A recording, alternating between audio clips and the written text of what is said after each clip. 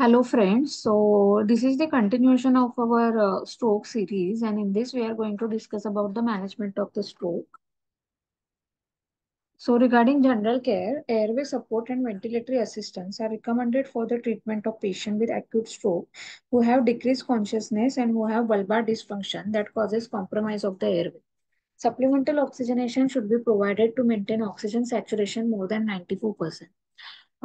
This both statement has the class of recommendation 1 and level of evidence C. Supplemental oxygenation is not recommended in hypoxic patient with acute ischemic stroke. Now, regarding hyperbaric oxygenation, it is not recommended for patient with acute ischemic stroke except when caused by the air embolization. It has a class of recommendation 3 and level of evidence B. Now, regarding blood pressure management, hypotension and hypovolemia should be corrected to maintain systemic perfusion level necessary to support organ function. It has a class of recommendation 1, level of evidence C. Patient who have elevated blood pressure and otherwise eligible for treatment with IV alteplase should have their blood pressure carefully lowered so that their systolic blood pressure is less than 185 mmHg and diastolic blood pressure less than 110 mmHg before fibrinolytic therapy is initiated.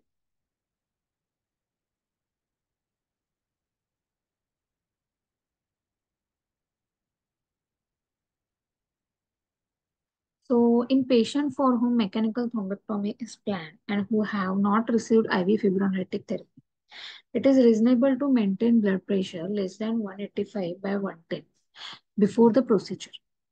Uh, the statement has a class of recommendation 2AB.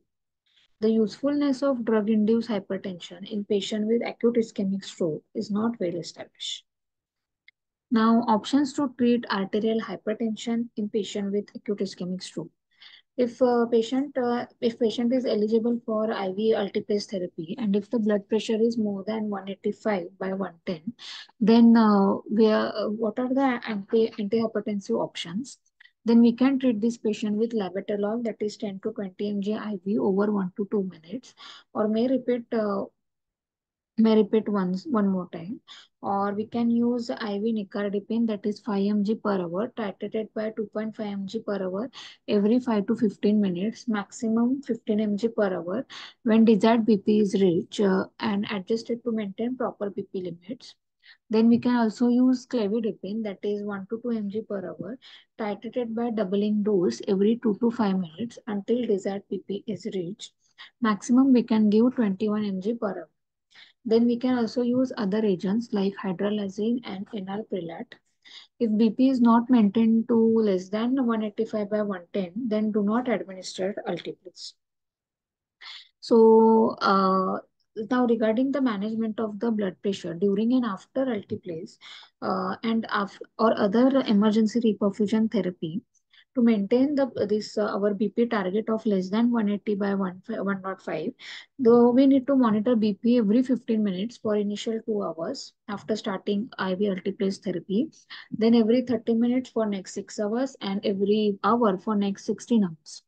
If still systolic blood pressure is more than 110, 180 by 230 and diastolic is more than 105 by 120, then we can use the drugs like labetalol 10 mg IV followed by continuous infusion of 2 to 8 mg per hour.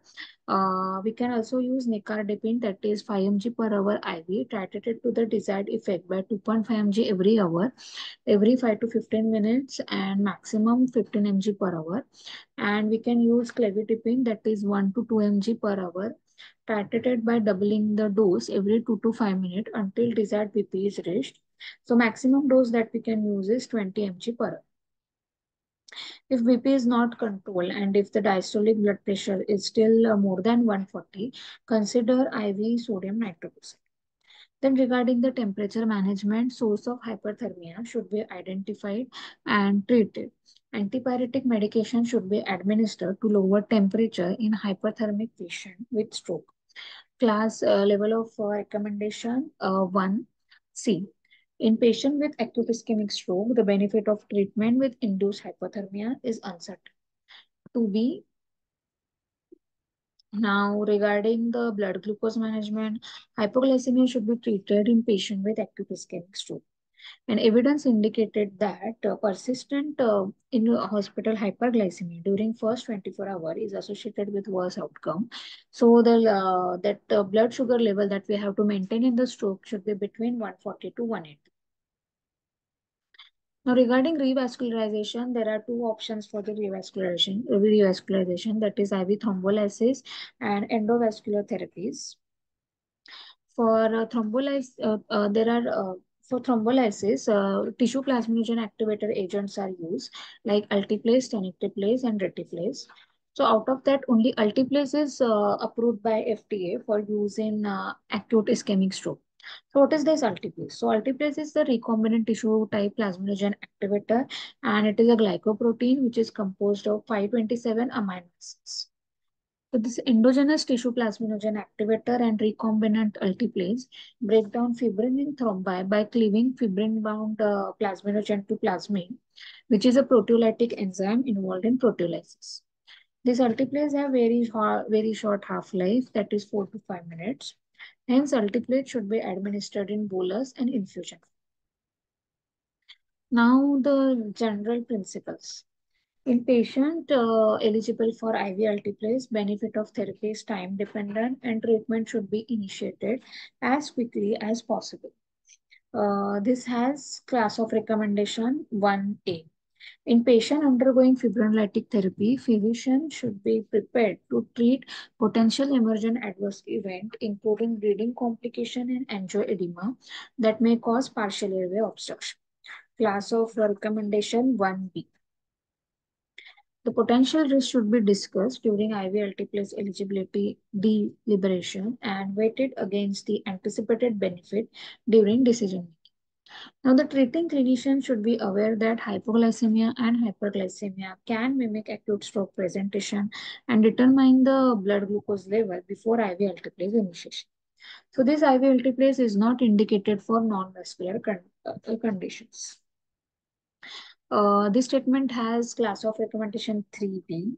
Because of the time of onset of symptom to treatment has such a powerful impact on outcome, treatment with the IV alteplate should not be delayed to monitor for further improvement.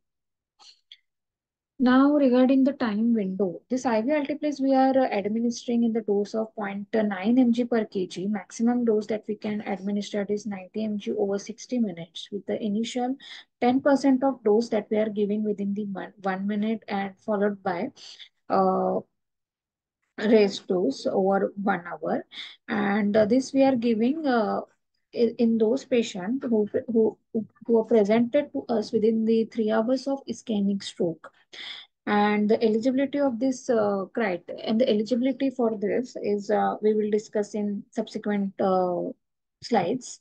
So again, besides the class of recommendation 1 and level of evidence A, so this time window can be extended to the 3 hours to 4.5 hours, and it has this more inclusion criteria, which we will again discuss in subsequent slides. So and it this and so few trials have proven that. So even we can extend this window for more than 4.5 hours, which is based on the wake up trial and extend trial. If we have this diffusion MRI smaller than the one third of MCA territory, and if infarct is visible into the diffusion imaging but not into the flare. So regarding the evidence of this IV alteplase therapy, there are two trials, which is NAMES trial and the ICAS trial. NAMES trial published into 1995, ICAS trial published in 2008. According to the NAMES trial, the treatment with the intravenous tissue plasminogen activator within 3 hours of onset of ischemic stroke improved clinical outcome at 3 months. And according to ICAS trial, which was published in 2008, as compared to placebo, intravenous alteplase administered between 3 to 4.5 hours after onset of symptom significantly improved clinical outcome in patient with acute ischemic stroke. Now, the treatment of the mild stroke for otherwise eligible patient with mild but disabling stroke symptom. IV alteplase is recommended for patient who can be treated within 3 hours of ischemic stroke symptom and patient lasts on known well or at baseline state. So again, this has a class of recommendation 1, level of evidence B. For otherwise eligible patient with mild disabling stroke symptom, IV alteplase may be reasonable for patient who can be treated within 3 to 4.5 hours of ischemic stroke. For eligible patient with mild non-disabling stroke, that is NIHSS score 0 to 5, IV alteplase is not recommended. For patient who could be treated within 3 hours of ischemic stroke onset and patient last known well. So remember this point very clearly. If someone is presented to us and in window period, but if he has an IHSS score of 0 between the 0 to 5, then don't treat that with the IV alternatives. But class of recommendation for this treatment is 3 and level of evidence is B. Then the next statement is for otherwise eligible patient with mild non-disabling stroke symptom with an IHSS score of 0 to 5, IV alteplase is not recommended for patients who could be treated within 3 to 4.5 hours of ischemic stroke symptom onset and patient last known well and baseline state. So the so if someone is presented to us in window period, whether it is 3 hours or whether it is 3 to 4.5 hours. But if the NIHSS score is in between 0 to 5, then do not treat it with IV alteplase. And this statement is supported by the PRISM RCT, which evaluated IV alteplase in a patient with the mild acute ischemic stroke whose acute neurological deficit were judged to not interfere with activities of daily activity and to prevent return of work. And there was no benefit of treatment within the 3 hours of the onset. Now, other specific circumstances. IV alteplase for adult presenting with the acute ischemic stroke with known sickle cell disease can be beneficial. In patient with the hyperdense MCA sign, IV alteplase can be beneficial, but this statement has a class of recommendation 2A. Now, regarding bleeding risk, given the extremely low risk of unsuspected abnormal platelet count or coagulation studies in population, it is reasonable that urgent IV alteplase treatment not be delayed while waiting for hematological and coagulation testing if there is no reason to suspect an abnormal test. So, this has the class of recommendation 2A, level of evidence B. In otherwise eligible patients who have previously small number of microbleeding demonstrated on MRI, administration of IV alteplase is reasonable.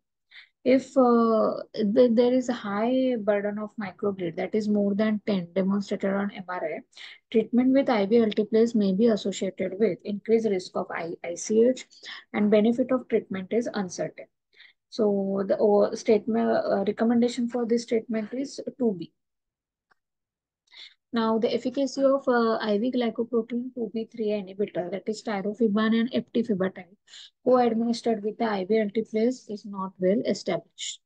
Class of recommendation 2B. And the apixaban should not be administered concurrently with the alteplase. Class of recommendation 3. IV aspirin should not be administered within the 90 minutes after start of IV alteplase. Class of recommendation 3.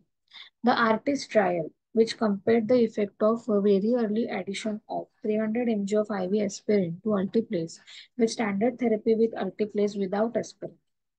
The trial was terminated after inclusion of 642 patients, but where 800 was targeted, because of IVS, because the IV aspirin was associated with increased risk of symptomatic intracranial hemorrhage.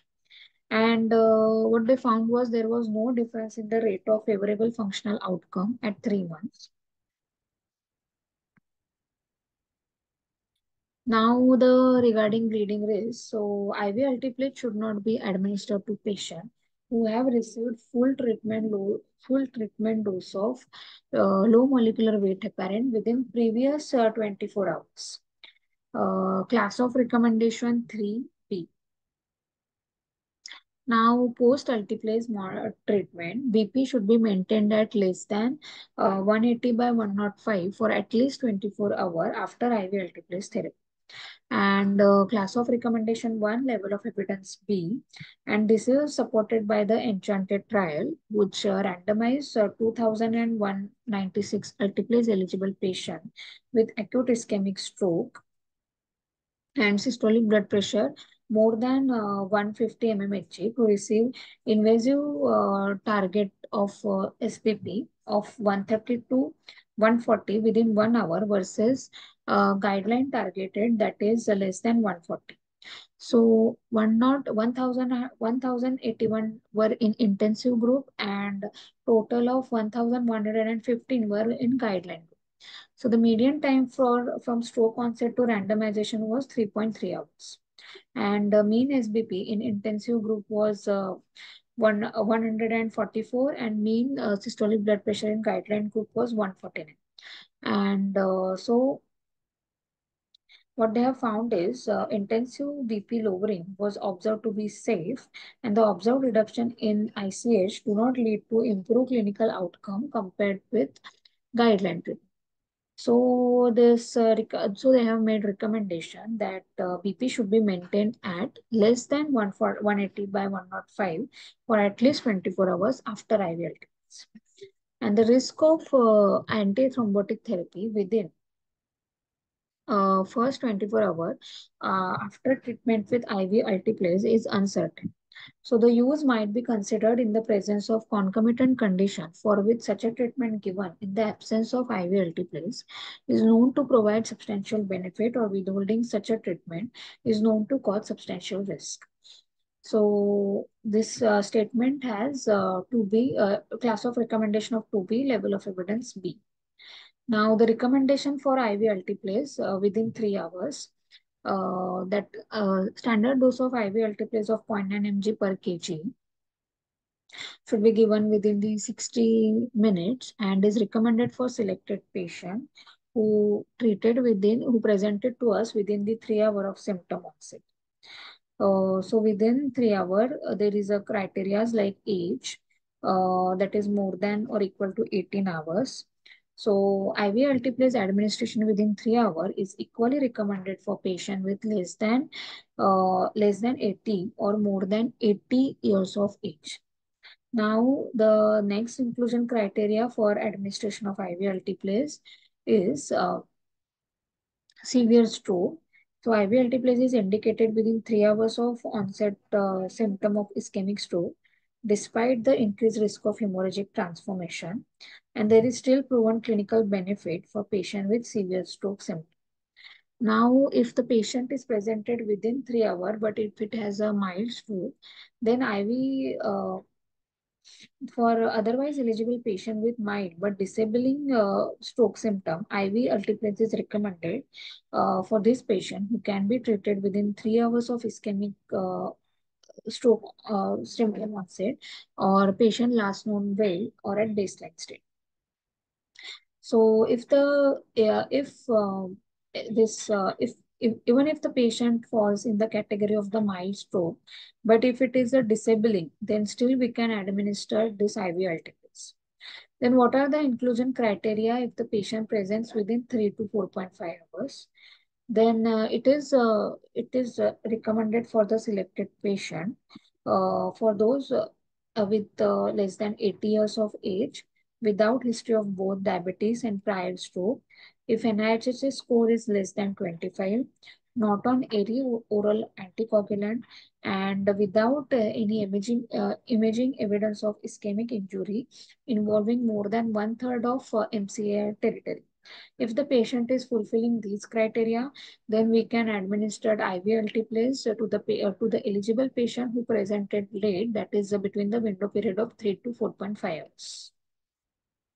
Then the next is urgency. The treatment should be initiated as quickly as possible within the above listed time frame, because time to treatment is strongly associated with the outcome.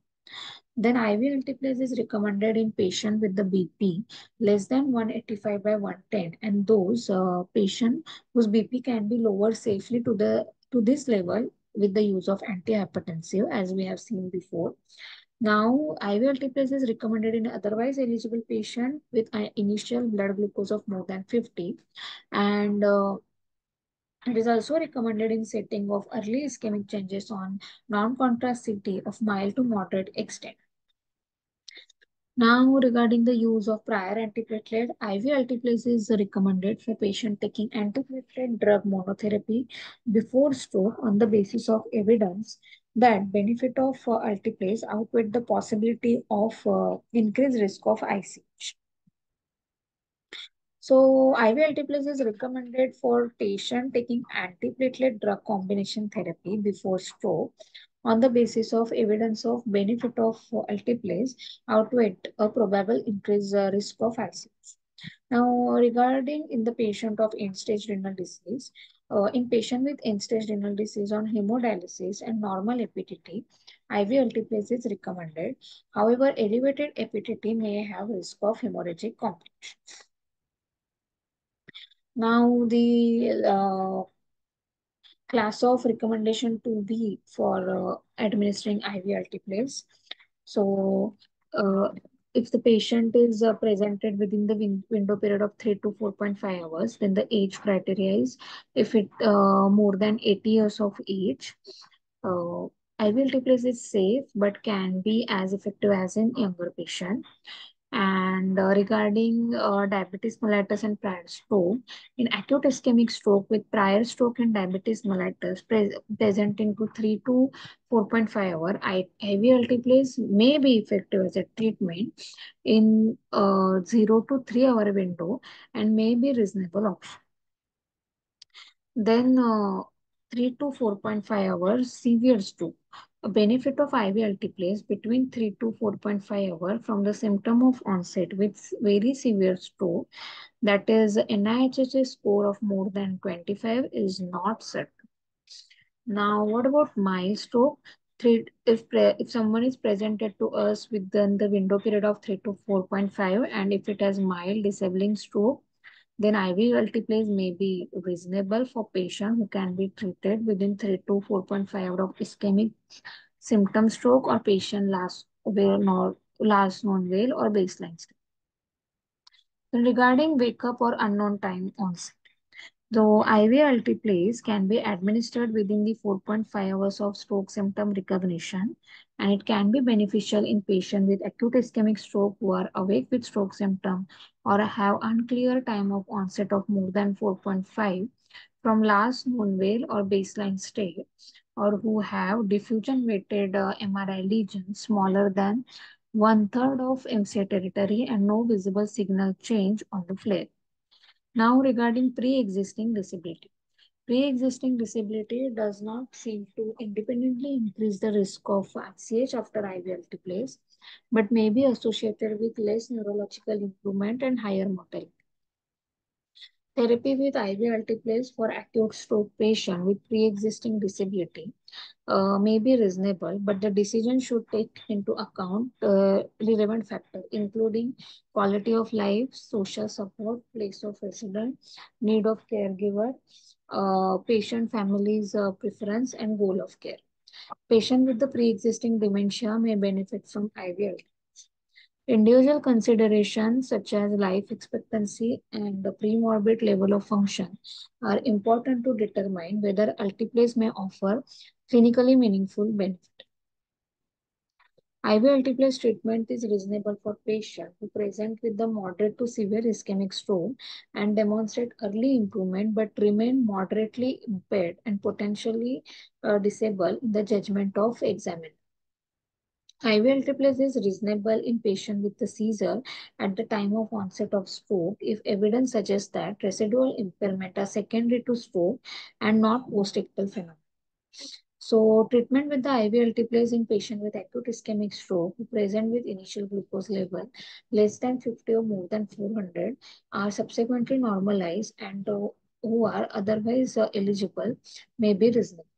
So regarding coagulopathy, IV alteplase may be reasonable in patients who have history of warfarin use and INR less than 1.5 and prothrombin time less than 1.5.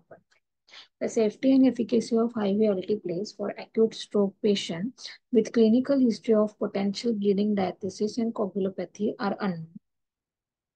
Then regarding dural puncture, IV alteplase may be considered for patients who presented with acute ischemic stroke, even in instances where when they may have undergone lumbar dural puncture in preceding 7 days. Now, arterial puncture, safety and efficacy of administering IV alteplase to acute stroke patient who have had arterial puncture of non-compressible blood vessel in 7 days preceding stroke symptoms. Now, if regarding recent major trauma, in acute ischemic stroke patient with recent major trauma that is within 14 days, not involving head, IV alteplase may be carefully considered. Recent major surgery, use of IV alteplase is in carefully selected patients presenting with acute ischemic stroke who have undergone major surgery within the preceding 14 days may be considered. Now, GI and genitourinary bleeding. Reported literature details a low bleeding risk with IV alteplase administration in setting of past and genitourinary bleeding. So, administration of ITB alteplase in this population may be reasonable. That is, alteplase administration within 21 days of GI bleeding event is not recommended. Now, if regarding menstruation, IV alteplase is probably indicated in women who are menstruating and who presents with the acute ischemic stroke and who do not have history of menorrhagia. Extracranial cervical dissection, IV alteplase with acute ischemic stroke known or suspected to be associated with extracranial cervical dissection is reasonably safe within 4.5 hours and probably recommended.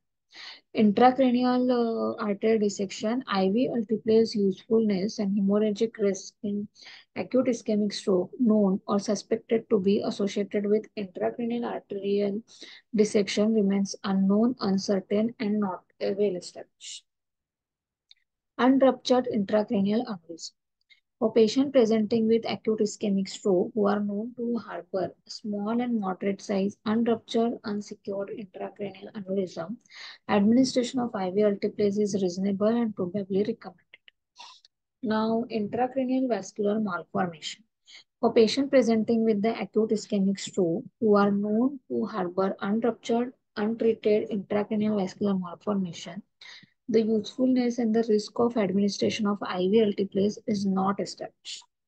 Now, cortical microbleeding in otherwise eligible patients who have previously small number of cortical microbleeding demonstrated on MRI. If it is less than 1 to 10 number, the administration of IV alteplase is reasonable. But if it is high, that is more than 10, then treatment with IV alteplase may be associated with increased risk of ICH. Now, concomitant tirofiban and eptifibatide, efficacy of IV glycoprotein 2B3A inhibitor, that is tirofiban and eptifibatide, for administration with IV alteplase is not established. Extra-axial intracranial neoplasm, IV alteplase treatment is probably recommended for patients with acute ischemic stroke who harbor extra-axial intracranial neoplasm. Now, acute MI. For patient presenting with concurrent acute ischemic stroke and acute MI, treatment with IV alteplase at dose appropriate for cerebral ischemia, followed by percutaneous coronary angioplasty and stenting is indicated and is reasonable. What if the patient has recent? For patient presenting with acute ischemic stroke and history of recent MI in past 3 months, then treating ischemic stroke with IV alteplase is reasonable if recent MI was non-stemming. For patient with acute ischemic stroke and history of recent MI in past 3 months, treating with acute ischemic stroke with IV alteplase is reasonable if recent MI is STEMI involving right and inferior myocardium. For patient presenting with acute ischemic stroke and history of recent MI in past 3 months, treating the ischemic stroke with IV alteplase may be reasonable if recent MI was STEMI involving left anterior myocardium. Now, recommendation about acute pericarditis. For patient with the major acute ischemic stroke likely to produce severe disability and acute pericarditis, treatment with IV alteplase may be reasonable. For patient presenting with moderate acute ischemic stroke likely to produce mild disability and acute pericarditis, treatment with the IV alteplase for uncertain is of uncertain net benefit.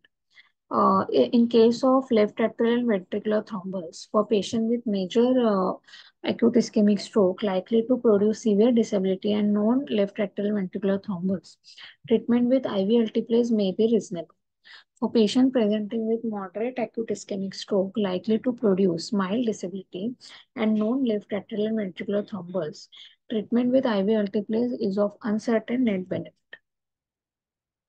For patient with the major acute ischemic stroke likely to produce severe disability and cardiac myxoma, treatment with IV alteplase may be reasonable.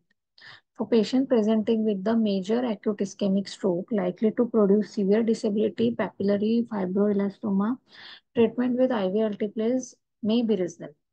Now, the procedural stroke, IV alteplase is reasonable for treatment of acute ischemic complication of cardiac and cerebral angiography procedure, depending on the usual eligibility criteria. Now, regarding systemic malignancy, the safety and efficacy of IV alteplase in patient with current malignancy is not well established. Regarding pregnancy, IV alteplase administration may be considered in pregnancy when anticipated benefit of treating moderate to severe stroke outweighed the anticipated increased risk of uterine bleed.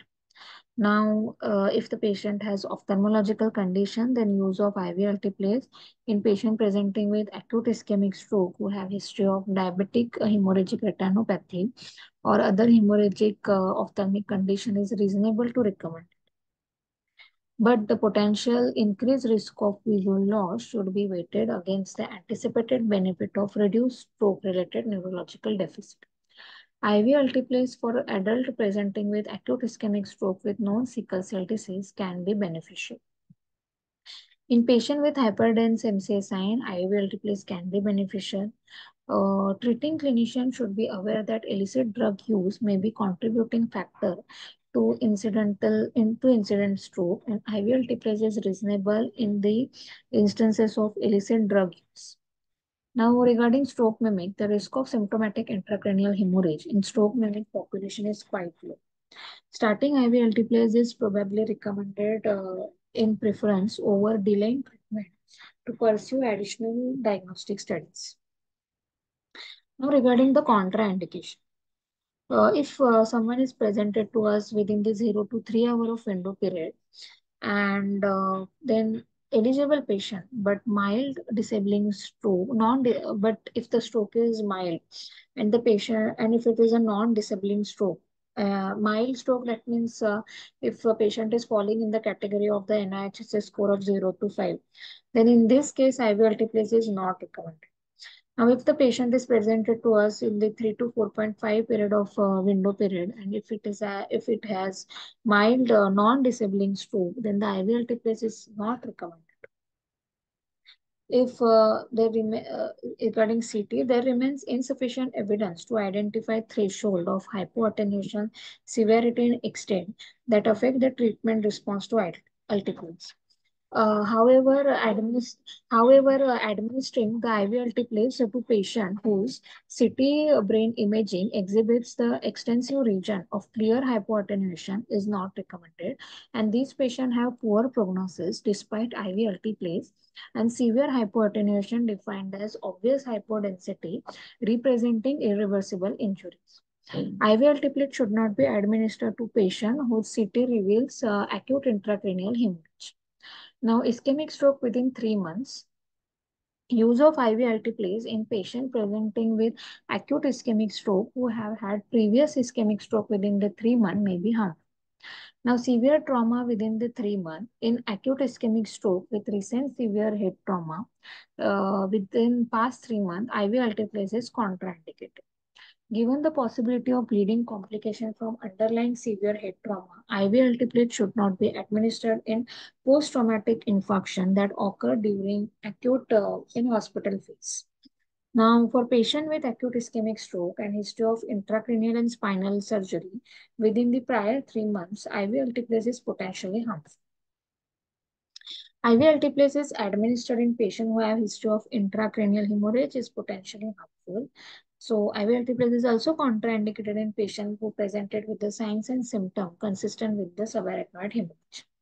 Now, the patients with the structural GI malignancy or recent bleeding event within the 21 days of stroke event should be considered high risk, and IV altiplase administration is potentially harmful in this case. Now, safety and efficacy of IV altiplase for acute stroke patient with platelet count less than 1 lakh, INR more than 1.5, epididymitis more than 40, and prothrombin time more than 50 are unknown, and IV altiplase should not be administered in this case. In patient without history of thrombocytopenia, treatment with IV altiplase can be initiated before availability of platelet count, but should be discontinued if platelet count is less than 1 lakh. Patient without recent use of oral anticoagulant or heparin treatment with IV altiplase can be initiated before availability of coagulation test result, but should be discontinued if INR is more than 1.7. Now, regarding low molecular weight heparin, IV altiplate should be administered to patients who have received full dose. Should not be administered to the patient who have received full treatment of low molecular weight heparin within previous 24 hours. Now, regarding thrombin inhibitors and factor Xa inhibitors, so use of IV altiplase in patient taking thrombin inhibitor or direct factor Xa inhibitor has not been firmly established but may be harmful. And concomitant abciximab should not be administered concurrently with IV altiplase. IV aspirin should not be administered within 90 minutes after the onset of IV altiplase. For patients with acute ischemic stroke and symptom consistent with infective endocarditis, treatment with IV altiplate should not be administered because of increased risk of intracranial hemorrhage. IV altiplase in acute ischemic stroke known or suspected to be associated with aortic arch dissection is potentially harmful and should not be administered.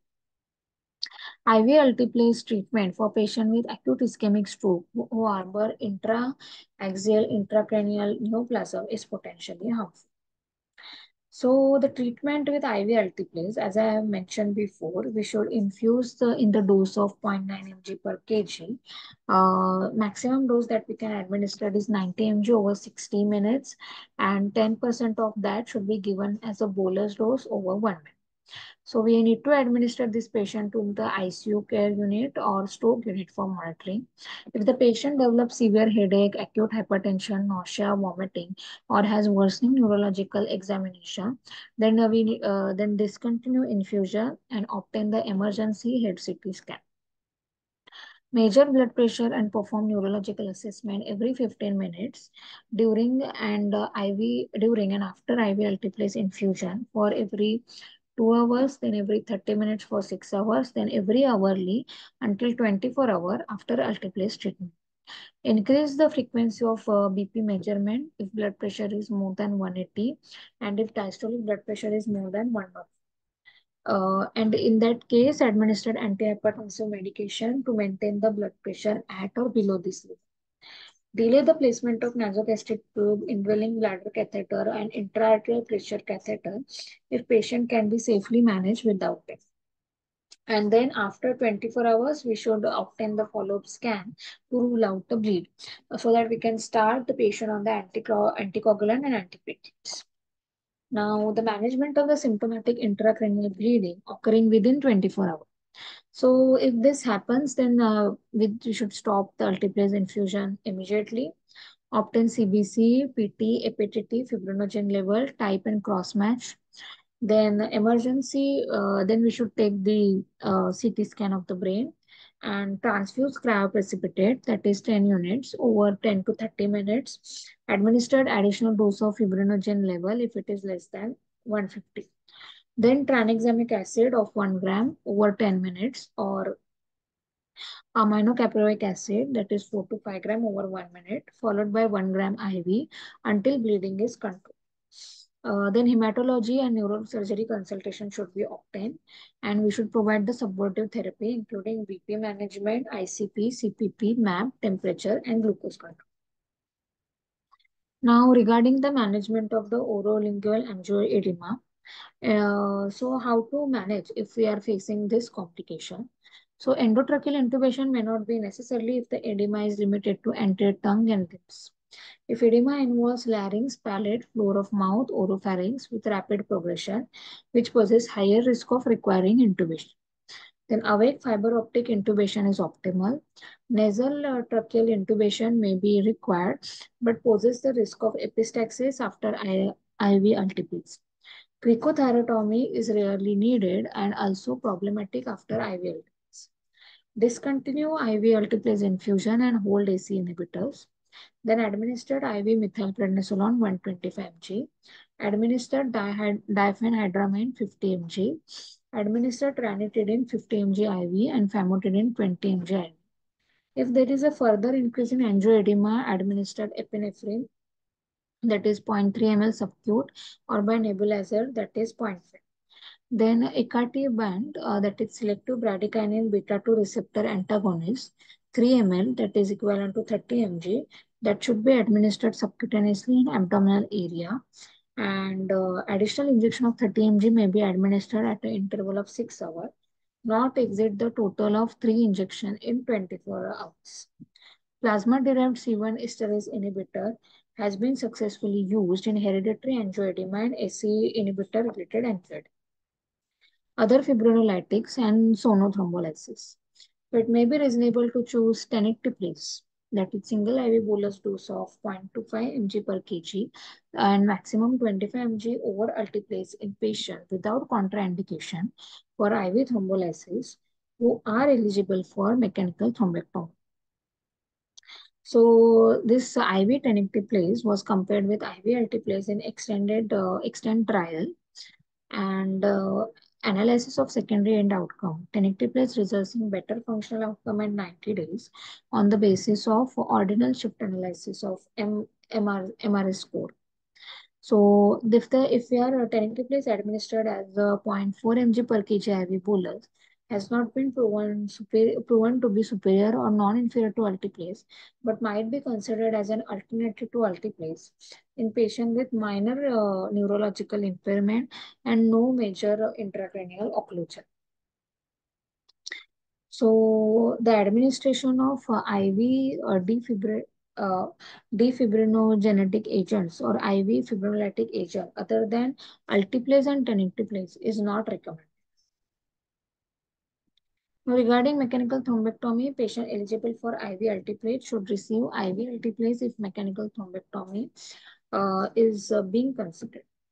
Now, the patient should receive mechanical thrombectomy with stent retriever if they meet all of the following criteria. That is, pre-stroke MRS score is 0 to 1, causative occlusion of internal carotid artery or MCA segment M1, age more than 18 years, NIHSS score of more than or equal to 6, aspect score of more than or equal to 6. Treatment can be initiated within the 6 hours of symptoms.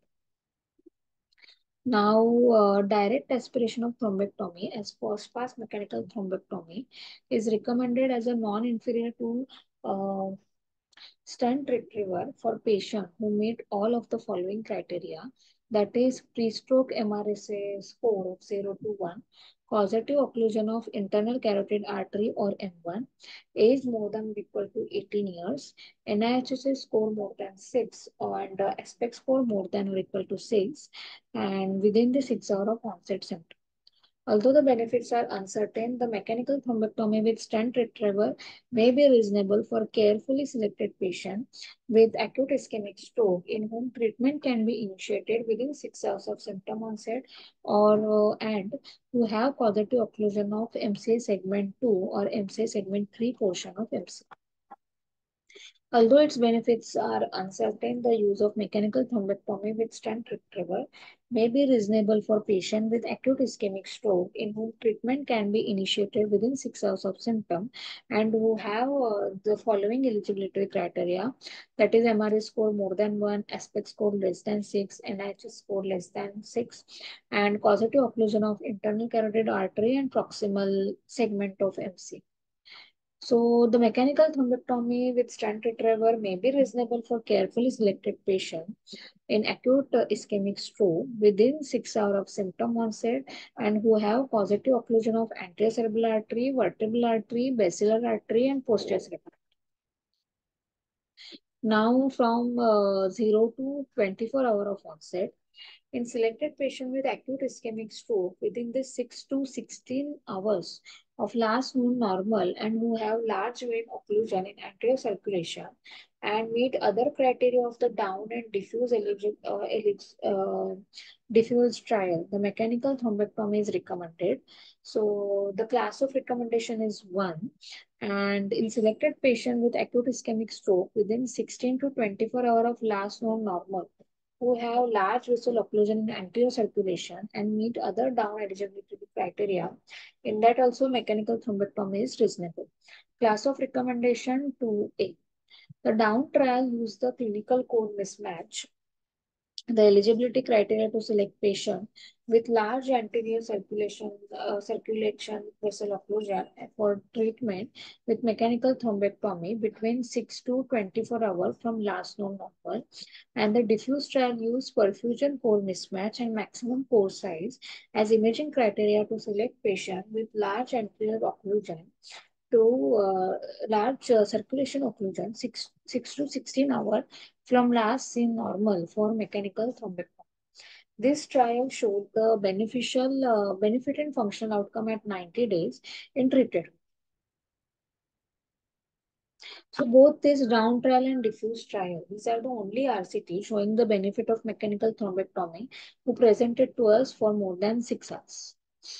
Now regarding blood pressure target, patient who undergone mechanical thrombectomy, it is reasonable to maintain blood pressure of less than 180 and by 105 mmHg during and for 24 hours after procedure. In patient who undergone mechanical thrombectomy with successful reperfusion, it may be reasonable to maintain blood pressure at level of less than 180 by 105. Both of these have the class of recommendation of 2.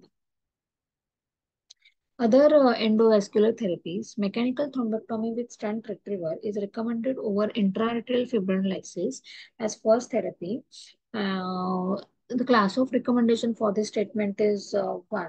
Intra-arterial fibrinolysis is initiated within 6 hours of stroke onset in carefully selected patients who have contraindication to use of IV alteplase. It might be considered, but the consequences are unknown. And the class of recommendation for this is 2B.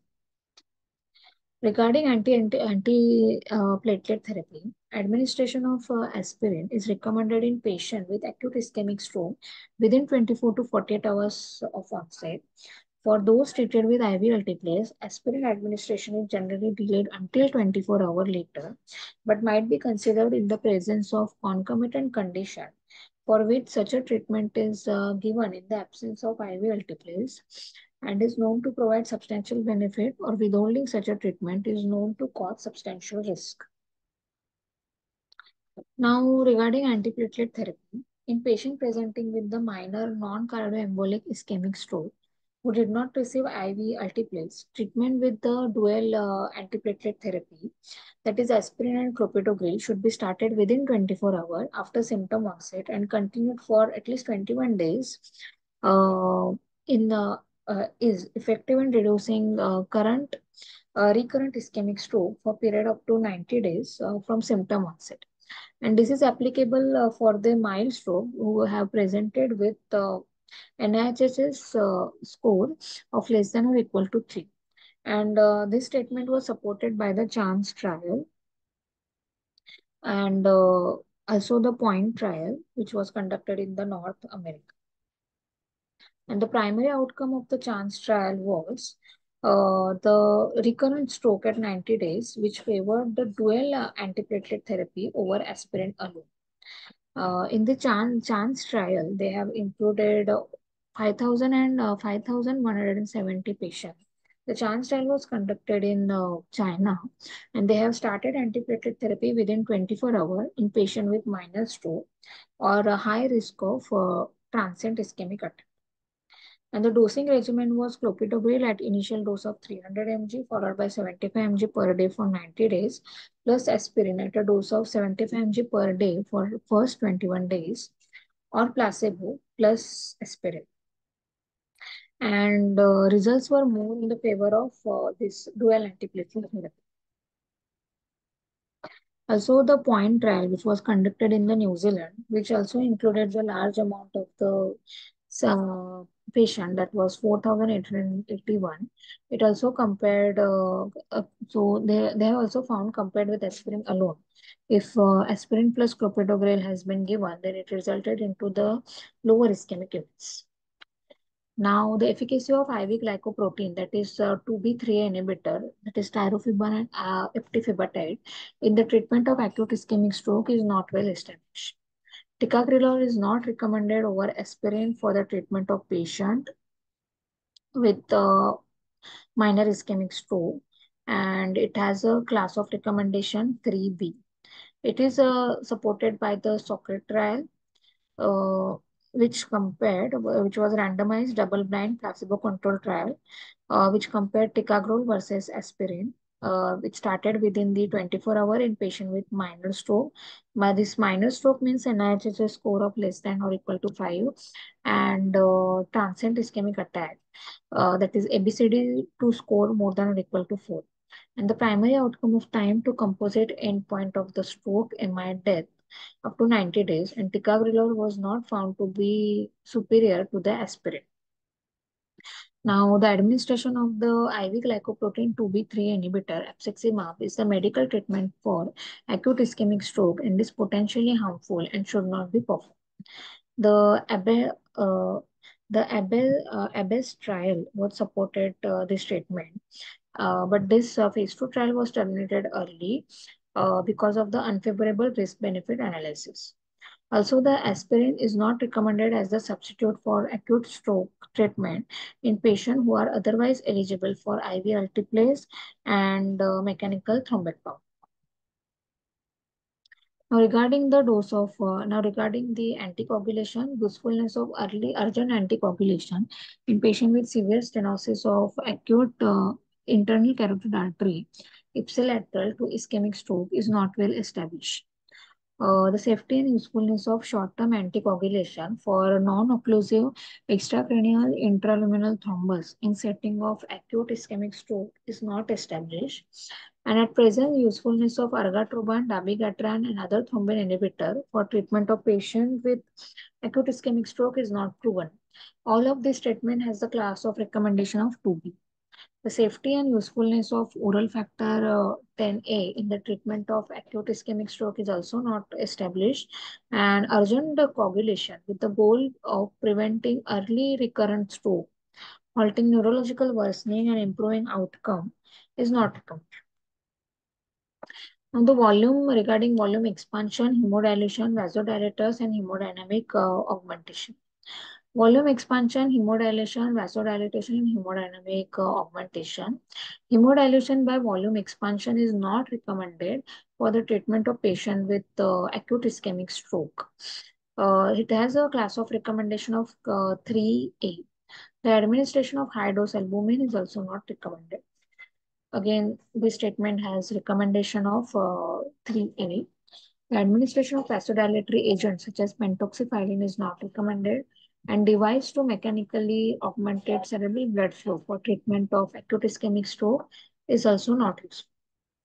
Now, the neuroprotective agents. At present, the pharmacological and non-pharmacological treatment with putative neuroprotective action is not recommended. It has a class of recommendation 3A. Emergency carotid endarterectomy, carotid angioplasty, and stenting without intracranial clot. The usefulness of emergent and urgent carotid endarterectomy, carotid angioplasty, and stenting when clinical indicators of brain imaging suggest small infarct core with large territory at risk, compromised by inadequate flow from critical carotid stenosis or occlusion, or in case of acute neurological deficit after this CEA, in which acute thrombosis of surgical site is suspected, is not established. In patient with this has a class of recommendation 2B. In patient with unstable neurological status, the efficacy of emergency and urgent CEA, that is carotid endarterectomy, carotid angioplasty stenting, is not well established. Thank you, guys.